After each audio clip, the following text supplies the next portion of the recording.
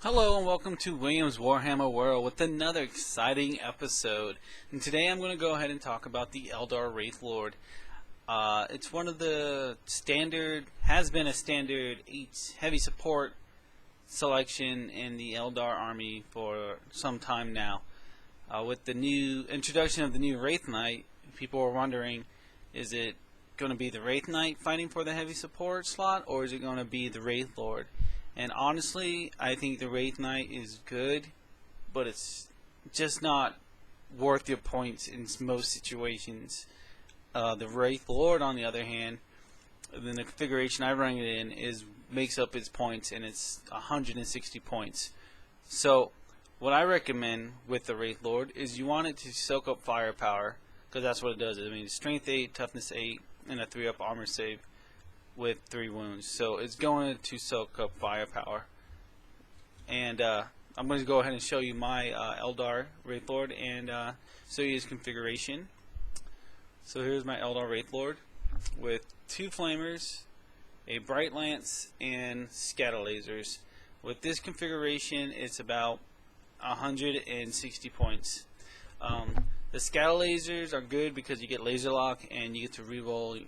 You make your bright lance, twin linked, but which we all know you need to be twin linked with your bright lance, because even with a weapon skill of bullet skill of 4, you're gonna miss. You're gonna roll that 1 and 2, and it's good to be twin linked. So that's what I do. I shoot the target, even if I can't hurt the tank or whatever I'm shooting. I laser lock it because you're bound to hit with 1, and then boom, shoot out of the sky or blow the tank up with the bright lance. The flamers are good because in close combat they don't count as twin linked. They count as 2 flamers, so you get to lay 2 templates down. Bam, bam, bam. So that's pretty epic. Now, one thing I think people overlook when they are choosing their Wraithlord heavy support, or when they look at the Wraithlord, is actually a character. It's a monstrous creature character. Now you're like, hey, what does that matter, Will? That's not a big deal. Well, it kind of is, because when you fight Space Marines with that pesky motherfucking power fist that will wound your Wraithlord and you can't seem to hit it, guess what? You challenge him, and if he doesn't accept the challenge, he's going in the back and he can't fight against you. So that means you have a field day fighting his other crap. And that's pretty good.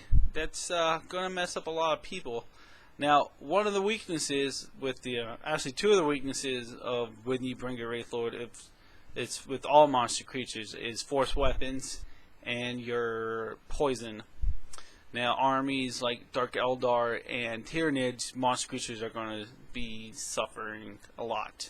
So if you know you're fighting those armies, I'm not saying tailor your list. I mean, you want to make an all-comers list, but definitely be careful with how you play with your Wraithlord, because you will roll 1s and 2s. They're tough, they're hard as nails to kill, but you're gonna roll 1s and 2s.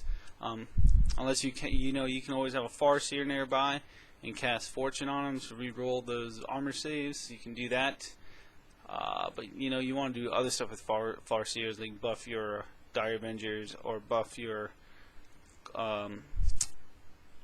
what do you call it, the fire dragons. So my tactic with my Wraithlord is just hey, this guy's tough, I'm going to throw it down your face, you're going to have to deal with it. And while that, I can be shooting you with my other stuff, like my fire prisms or my dark reapers, so it's like a heavy weapons firing platform that will soak up targets and soak up firepower. You can also just keep it in the back and give it 2 shrinking catapults, but why would you do that? The shrinking catapult's only 12 inches, so you want to move forward with this guy, and you want to cause hell, and you want people to shoot at him.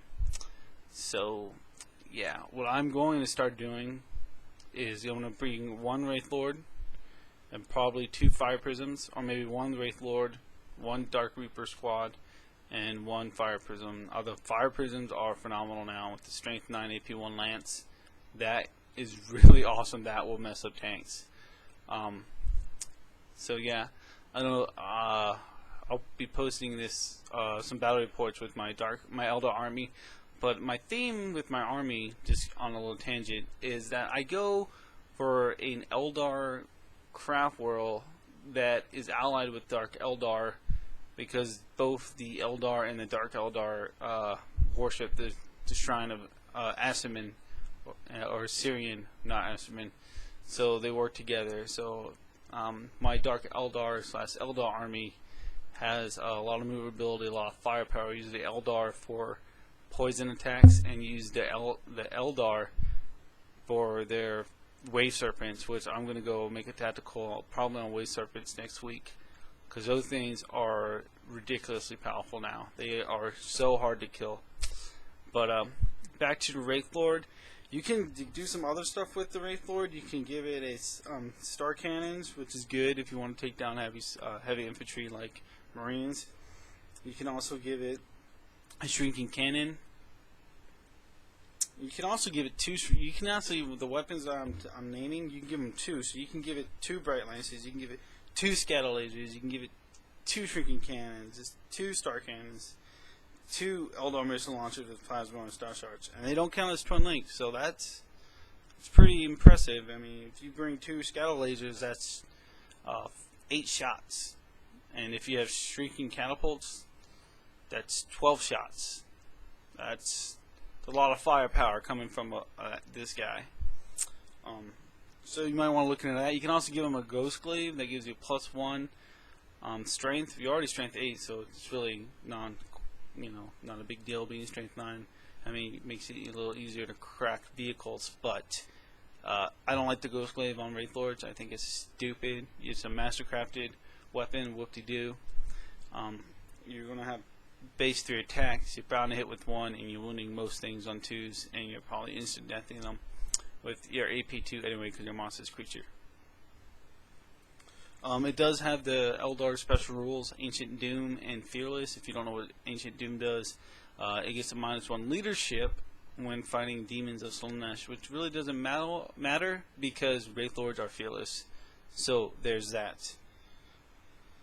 You can give it the Eldar missile launcher with plasma and star shard missiles. That's okay. You get the frag and the solid shot, but you don't get the Skyfire rules. Which, if you haven't noticed, a lot of flyers are prevalent in 6th edition because they're so hard to kill when you don't have Skyfire items. So there's that. So in my opinion, should you bring a Wraith Knight over a Wraith Lord?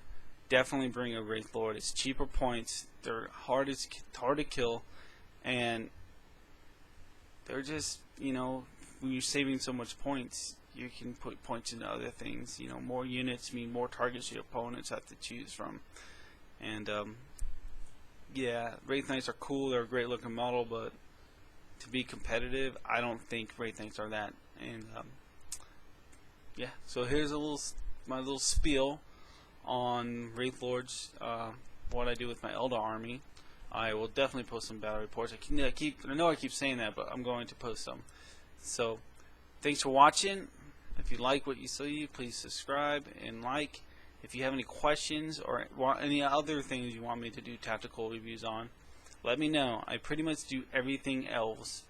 Dark Eldar, Wood Elves, High Elves. Don't do Dark Elves. I'm sorry. I'm just not into them. Maybe start them up if they get a new book, so then I can say I play everything elves. But yeah, thanks for watching. Have a great day.